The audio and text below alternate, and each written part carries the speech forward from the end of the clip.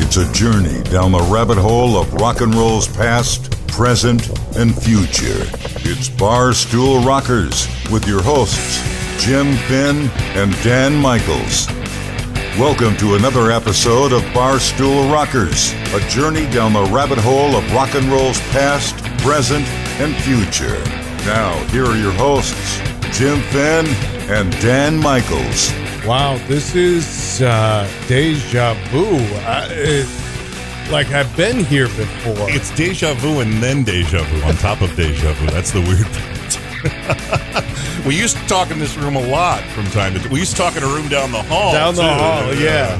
See, it's kind of inevitable that we're back doing this. I really. know. It really is. So before when we were doing the podcast, we talked about how we used to work together, same station, and then we didn't, but then we created the podcast, and now we're back working at the same place again. Only with lava lamps now.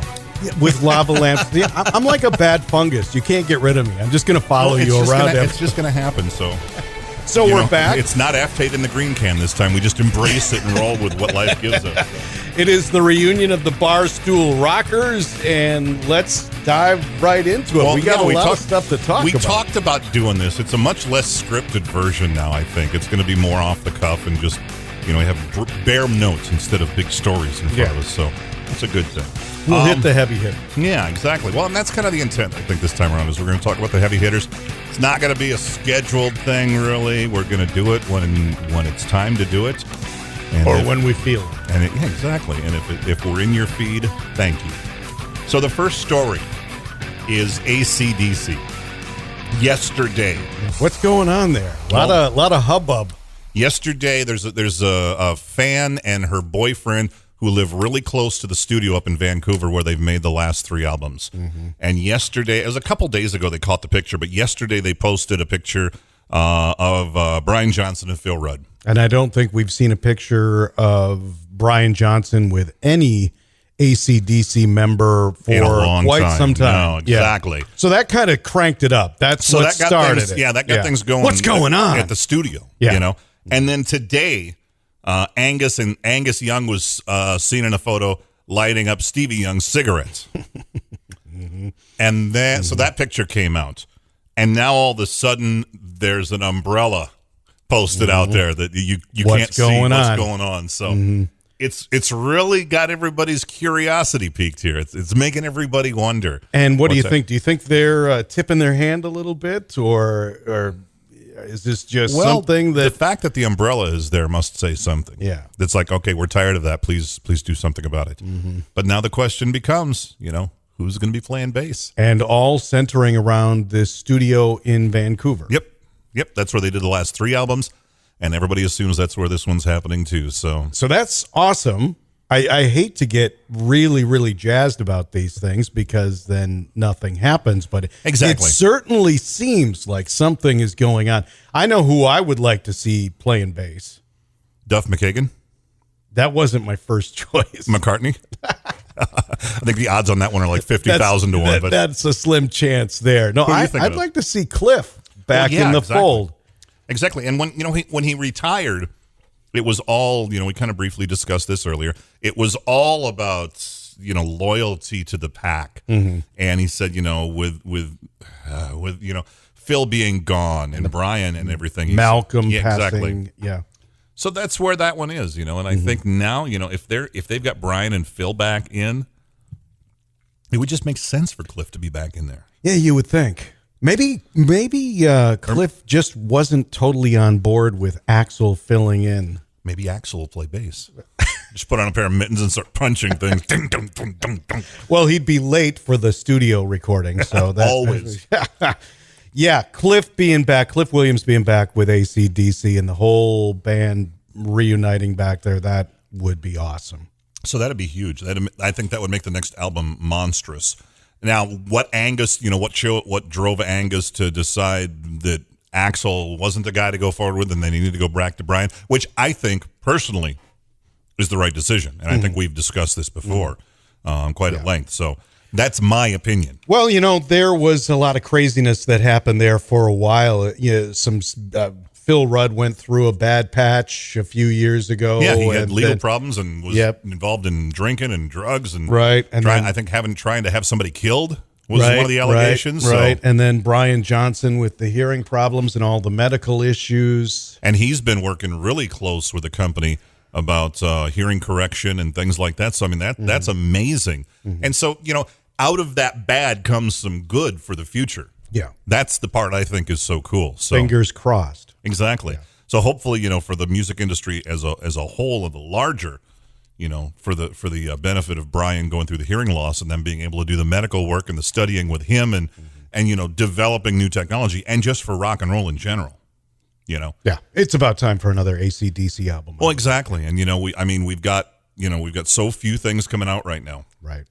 That there is that that new Rolling Stones is coming in, and this week Aerosmith is having. I think tomorrow they're having their press junkets talking about what everybody hopes is going to be the 50th anniversary tour. So an AC/DC album would be great, and man, could you imagine AC/DC going out on the road with Greta Van Fleet as their opener? That would be insane. That would be insane. That would be nuts. So we remain hopeful, and hopefully within the next few days, maybe we'll learn something more. Exactly.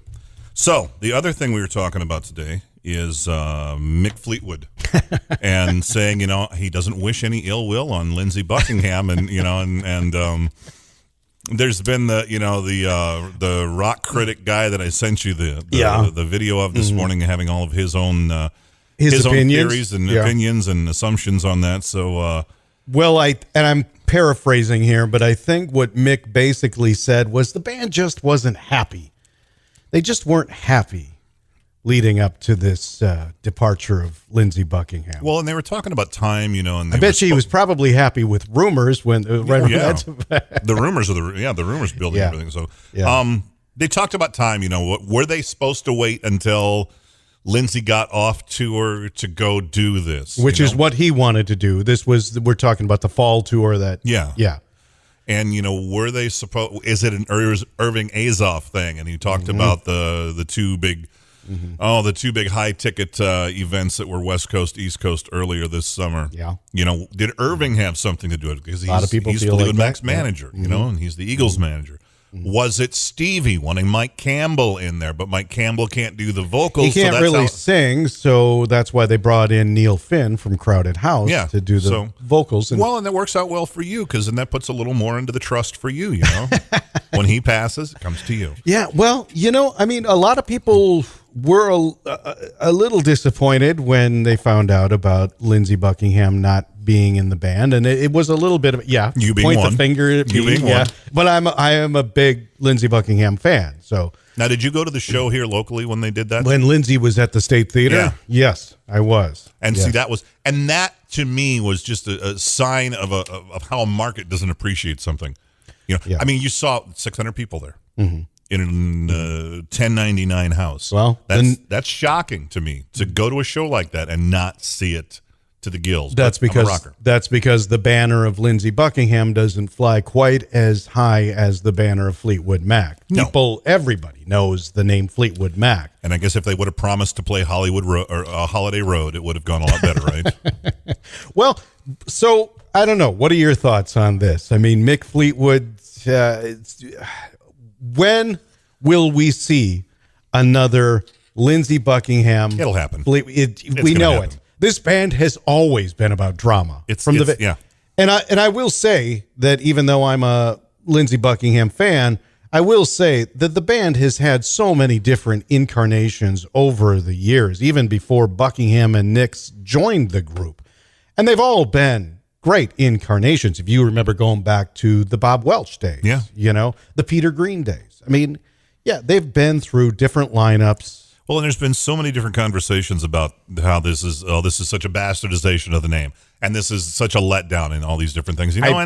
I don't know if that's really possible, because they have had so many different lineups. If you want to be a purist to the Rumors Day, that was the heyday for Fleetwood Mac, was that lineup, and that lasted from then until their most successful Tusk, lineup. Yeah, probably was about the time that things started derailing. Yeah. So that was, that lineup, that era right there. That's like talking about Journey and the Escape era, which there's another topic we could talk about if we wanted to, Either way you look at it, we've had Fleetwood Mac without Christine McVie. Now we have Fleetwood Mac without Lindsey Buckingham. Again. Yeah. But we have Stevie Nicks in there. And, you know, I said on Facebook when the news first came out about Mike Campbell coming in, you know, can you see the Stop Dragging My Heart Around on stage for that one, you know, and Sure. Campbell paying tribute to Tom Petty on that. Sure. So that's going to be huge. By the way, did you order the Tom Petty box set? I haven't gotten around to it yet, but I'm going to for sure. That's definitely going to be a good on the way. I think that is on my Amazon list already. I think it's already ordered. I've committed to the money, ladies and gentlemen.